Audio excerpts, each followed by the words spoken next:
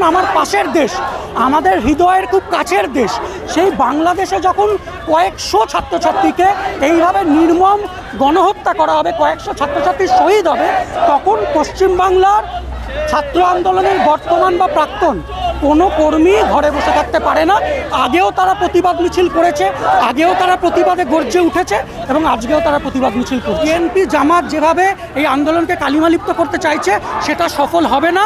বামপন্থী ছাত্র সংগঠন সহ গণতান্ত্রিক ছাত্রদের নেতৃত্বে বাংলাদেশে যে এই আন্দোলন, সেই আন্দোলন ইতিহাসে লেখা থাকবে। গণতন্ত্র হত্যার প্রশ্নে, গণতন্ত্রকে ধ্বংস করার প্রশ্নে আমাদের রাজ্যের যে তৃণমূলের সরকার এবং বাংলাদেশে যে আওয়ামী লীগের সরকার বা শেখ হাসিনার সরকার, তার মধ্যে কোনো পার্থক্য নেই।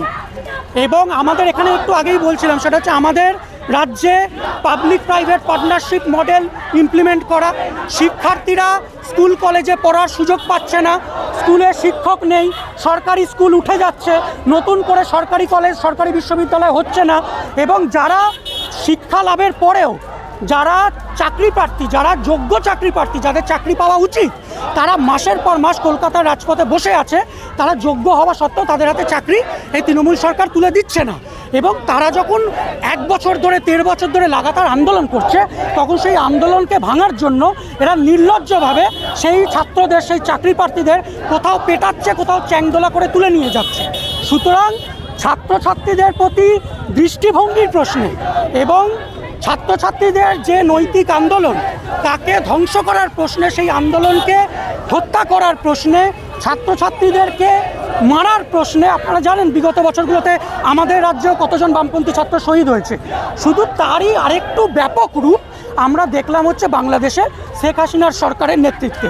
আমরা ভাবতে পারি না যে কোনো সরকার, কোনো রাষ্ট্র এতটাই নির্মম হতে পারে আজকের দিনে দাঁড়িয়ে, যেখানে যে ক্যাম্পাসে আমরা জানি যে পুলিশ ঢুকতে পারে না, সেই ক্যাম্পাসে সরকারি রাষ্ট্রবাহিনী উইথ আর্মস ক্যাম্পাসে প্রবেশ করবে এবং ছাত্রছাত্রীদের বুকে রাষ্ট্রবাহিনী এবং সরকারি দলের মদতপুষ্ট গুন্ডারা তারা ক্যাম্পাসে ঢুকে ছাত্রছাত্রীদের বুকে বুলেট দাগিয়ে দেবে, এই জিনিস আমরা ভাবতে পারি না। এবং আমি বলতে চাই যে আমাদের রাজ্যের ঐতিহ্য হচ্ছে, প্যালেস্তাইনে যখন গণহত্যা হয়েছিল, সেই প্যালেস্তাইনের মুক্তিযুদ্ধের নায়ক ছিলেন ইয়াসির আরাফাত। তিনি যখন কলকাতায় এসেছিলেন, কলকাতার ছাত্ররা রাজপথ উপচে দিয়েছিল। পরবর্তীকালে যখন ভিয়েতনামের মুক্তিযুদ্ধ চলছে, তখন এই কলকাতার রাস্তা থেকেই বামপন্থী ছাত্ররাই স্লোগান দিয়েছিল, আমার নাম তোমার নাম ভিয়েতনাম ভিয়েতনাম। সেখানে আজকে যখন আমার পাশের দেশ, আমাদের হৃদয়ের খুব কাছের দেশ, সেই বাংলাদেশে যখন কয়েকশো ছাত্রছাত্রীকে এইভাবে নির্মম গণহত্যা করা হবে, কয়েকশো ছাত্রছাত্রী শহীদ হবে, তখন পশ্চিমবাংলার ছাত্র আন্দোলনের বর্তমান বা প্রাক্তন কোনো কর্মী ঘরে বসে থাকতে পারে না।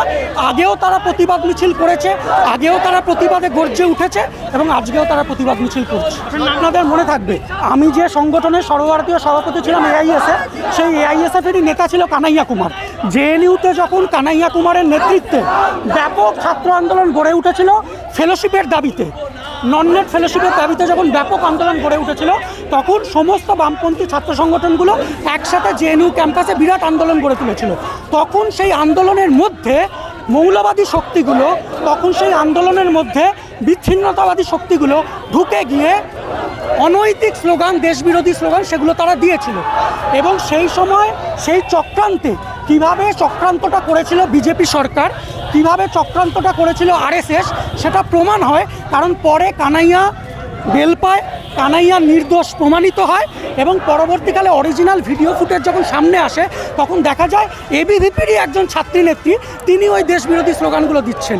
সুতরাং যারা ধর্মের ভিত্তিতে মানুষকে বিভাজিত করার রাজনীতি করে, যারা ধর্মের ভিত্তিতে ছাত্রছাত্রীদের আন্দোলনকে দুর্বল করে দেবার চক্রান্ত করে, তারা এই ধরনের যে স্বতঃস্ফূর্ত আন্দোলন, যেটা বাংলাদেশে বামপন্থী ছাত্ররা অগ্রণী নেতৃত্বে ছিল, সেই আন্দোলনকে কালিমালিপ্ত করার জন্য আজকে বাংলাদেশে জামাত, বিএনপির মতো দল, যারা বিচ্ছিন্নতাবাদী বা যারা মৌলবাদী সংগঠন, তারা আজকে সেই আন্দোলনটাকে কালিমালিপ্ত করার জন্য ঢুকে পড়েছে। কিন্তু আমরা মনে করি যে গোটা পৃথিবীর মানুষ বাংলাদেশের প্রকৃত ঘটনা জানে। এই বিএনপি জামাত যেভাবে এই আন্দোলনকে কালিমালিপ্ত করতে চাইছে, সেটা সফল হবে না। বামপন্থী ছাত্র সংগঠন সহ গণতান্ত্রিক ছাত্রদের নেতৃত্বে বাংলাদেশে যে এই আন্দোলন, সেই আন্দোলন ইতিহাসে লেখা থাকবে।